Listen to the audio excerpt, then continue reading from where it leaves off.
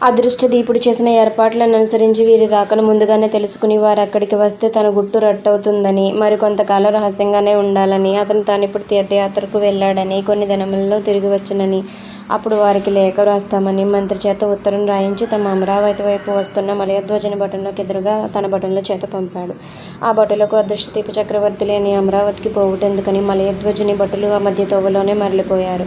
వారు తమ రాజ్యంలో అతని గురించి ఘనంగా చెప్పసాగారు. వారి ప్రజలకు ఆశ్చర్యం కలిగింది. అప్పటికి అదృష్టదీపుడికి 18 ఏళ్లు నిండాయి. అతనిలో పీడిస్తున్న అనుమానాలను తొలగించుకుని నిజం తెలుసుకుని అవ్వ దగ్గర చేరాడు. అవ్వ, నువ్వు చెప్పిన కథల వల్ల అడవిలో ఉంటూనే అఖిల ప్రపంచాన్ని చూడగలిగాను. అయినా ఒకసారి దేశం చూడాలనిపిస్తుంది. నేను ఒకటి అడుగుతున్నాను, చెప్పాలి. నేను పుట్టిన ప్రదేశం ఏది? నా జన్మ వృత్తాంతం ఏమిటి? ఎవరిని అడిగినా తిన్నగా చెప్పలేదు. నాపై నీకు మొదటి నుంచి ఎంతో ప్రేమ ముద్దు కదా, నువ్వు నిజం చెప్పి తీరుతావు అన్నాడు.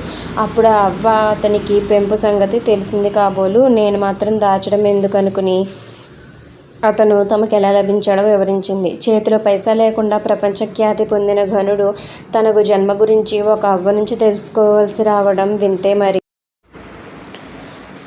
పాము కరిచి మరణించింది మా తల్లి కాబోలు నన్ను తీసుకుని ఒంటరిగా రావాల్సిన అగత్యం ఏమి కలిగింది? నా తండ్రి ఎవరు? నాకు బంధువులు ఎవరూ లేరా? ఇవన్నీ శోధించాలని నిర్ణయించుకుని తన వద్దనున్న గుర్రములలో మంచిదానిని నెక్కి బయలుదేరాడు.